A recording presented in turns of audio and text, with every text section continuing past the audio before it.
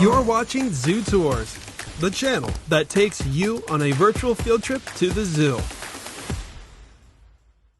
From the man that brought you to LA, Paris, and San Diego, out of the kindness of his own heart, my selfless friend Mark, who you should know by now, returned to Palm Desert, California, to bring you part 2 of the Living Desert Zoo. Until I see something otherwise, this is America's most underrated zoo. For part 2, we'll take a look at the new and the old of their African safari. Some of you know I'm not really a big fan of these kinds of exhibits because, well, they're pretty much all the same. But I did think the same thing about Australia attractions, but the Living Desert did change my mind about those. So today we're going to see and learn how they changed my mind a second time. The African safari has nearly 20 acres to represent the dry savannas and deserts. That's pretty big, and that's a lot of amazing animals to get through. So to keep you interested in all of this episode will be split into 2 parts. But before we begin, if you're new here, please consider liking, subbing, and hitting that bell icon so you can be first in line for our tours.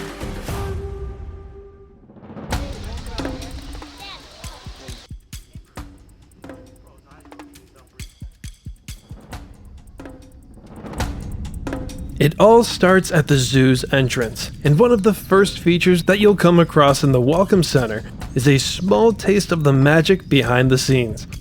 You won't see any animals, probably, but this is one of the zoo's kitchens, where the team prepares meals for the rhinos, jaguars, wallabies, badgers, and even the spurred tortoises. Everything you see near the entrance plaza is the Rhino Savanna, which opened in 2021 and completed in 2022. So that means some of the zoo's newest residents are the first to say hello. Well, it's actually 2 species that live in these open-topped enclosures. They're full of diggable dirt, termite mounds, and the walls are filled with a bunch of tunnels. It's perfect for meerkats, right? But the Living Desert likes to mix things up. These are home to another kind of mongoose. First up is the banded mongoose. They're named after, well, the bands on their back. The dwarves have kind of an orange hue and 3 times smaller than their neighbors. Of the 34 mongooses in the world, they are the smallest. This is definitely a case where smaller definitely means cuter, but don't let them fool you. They're social, but best described as extremely tenacious and territorial. Fights between rival mongooses, and even within the pack, can get pretty ugly. And that expression about mongooses and snakes, it's not lying. Even the dwarf mongoose has been spotted antagonizing and tackling a black mamba. And banded mongooses have been seen ganging up on snakes and tearing them to pieces. Aren't they just so cute? As you're walking under this arch, you'll probably wonder if it can truly hold the weight of what's above it. But we'll get to that later. This entire line of windows lets you gaze into a complex underground city. Those tunnels that you saw outside lead right to here. Mongooses will group together to sleep in underground dens. A lot of times it's an abandoned termite mound, but they don't really stay for more than a few days. I bet you thought I was going to say naked mole rats, didn't you? Don't worry, we're not going to see them for what would be a 4th time this year. The naked mole rat lives exclusively underground.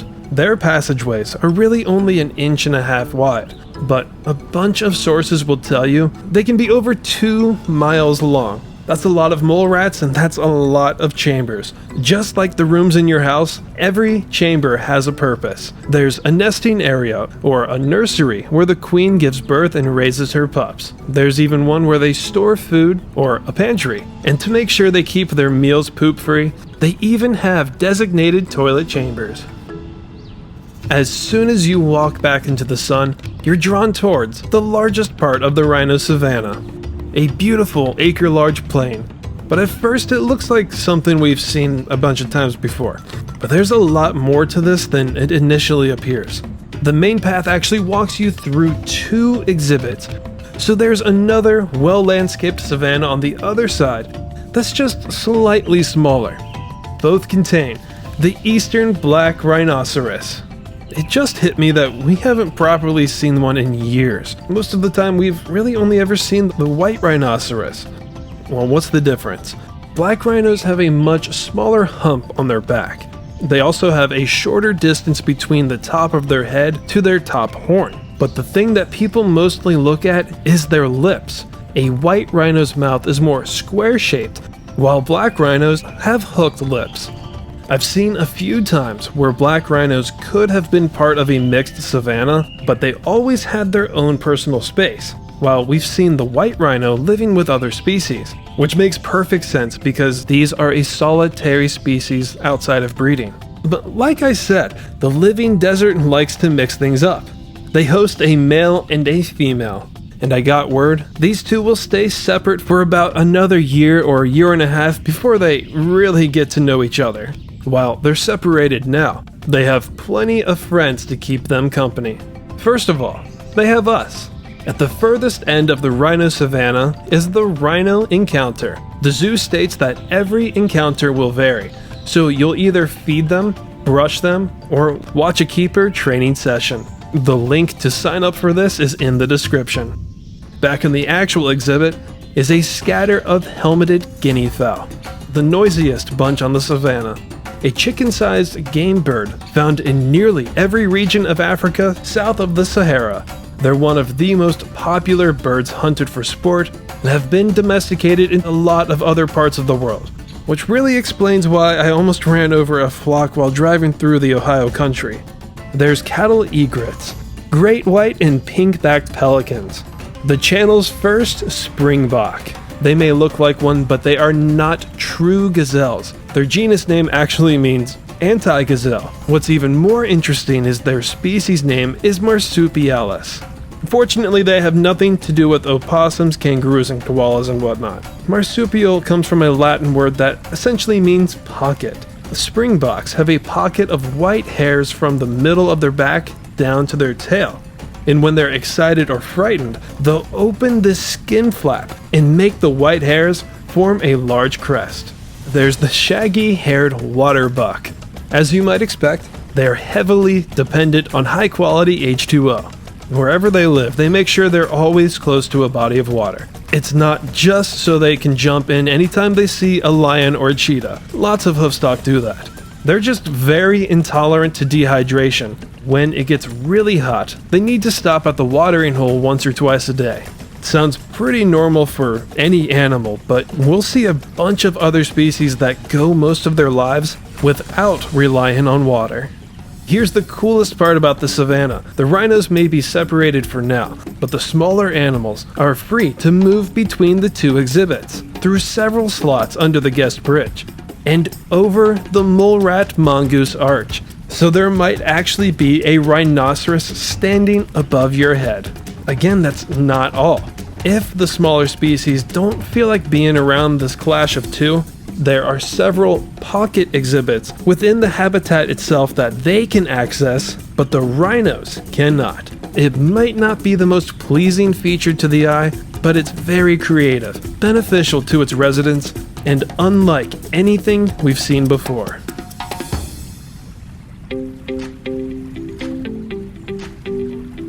After you brave out all of these steps, you can refresh and catch a breather at the Crash Cafe. Get it? Crash as in a group of rhinos. Yeah, you already know that. Anyways, you can grab your food, go sit down and eat while getting a panoramic view of the entire Rhino Savanna. And after you work your stomach, you can work your mind and your heart with one of the better conservation displays out there that mostly lists threatened species that the zoo cares for. Teaches you about the black mambas, the world's first all-female poaching unit, and learn how the zoo is making a global impact by ensuring the existence of deserts by financially supporting conservation projects in many parts of the world. When some zoos make an exhibit, they like to move nature out of the way and create their own. Not only does the living desert try to exhibit animals that can tolerate this region, they try to use the desert landscape to their advantage. How many giraffe habitats or savannas have we seen that are nothing but endless flat ground? This does appear to be endless, but the zoo uses the vantage point so well that the back fencing might as well be those mountains that are a mile away. And you'd never know that a golf course and several neighborhoods sit between the backdrop in these 2 acres, which by the way makes this tied for the largest enclosure in the zoo. You have a great view of what might as well be the wild, and get nose to nose with the world's tallest animals. And for $10, you can even feed these gentle giants. And as the zoo says, selfies are encouraged. This is a mixed species savanna. Giraffes might not be the first thing that you think of when you think interconnected species, but they browse vegetation that smaller species cannot reach, and getting rid of the foliage in the canopy promotes growth in the foliage below, where smaller animals can reach. If you couldn't tell, giraffes are tall, and they can see in color and over great distances, making them the perfect lookout for predators. In 2021, there was a gray-crowned crane, the guinea fowl, which I'm pretty sure now live with the rhinos. So it had one of the smallest terrestrial birds in Africa, living with the largest birds in the world. And they also fit right at home in the desert. They can go 2 weeks without directly drinking water, since they can get what they need from just eating plants. And you can't forget about the greater kudu, also known as the gray ghost of Africa, for its ability to blend in with their surroundings and ability to quickly disappear into the brush. Female kudu are no stranger to zoo tours, but I can't remember the last time we got this good of a look at bulls. The boys can reach up to 600 pounds and stand 5 feet at the shoulder. With their 6-foot-long spiral horns, unique stripes, and large ears, they are truly a sight to behold.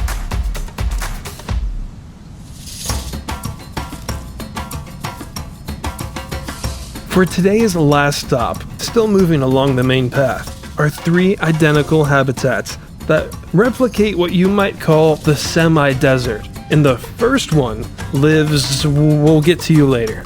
The other 2 had a party of warthogs. Warthogs in zoos usually come in 2s, 3s, and sometimes they go solo. But according to my friend, the living desert successfully displays 9. One of Africa's most important species in our hearts and to the environment. They're called ecosystem engineers and shape and maintain the structure of the landscape. Warthogs are burrowing animals, and they provide shelter for many other creatures like birds, rodents, reptiles, and other medium-sized mammals. They live in places where droughts are pretty common, and that's where those powerful snouts and tusks come in handy. They use them to dig deep into the soil and search for underground water. But let's say that doesn't work out. They'll still search for plant roots and bulbs and get their moisture from those. In that, boars, sows, and piglets will put a hoof in this African savanna for now, and we'll continue round 2 of wandering the desert. And believe me, it's another one that you're not going to want to miss. If those little whiskers aren't enough to make you join us at the living desert again, well, then I can still name a few others that will. So as usual, please stay tuned to see if you can answer this trivia question. And thank you all for watching Zoo Tours.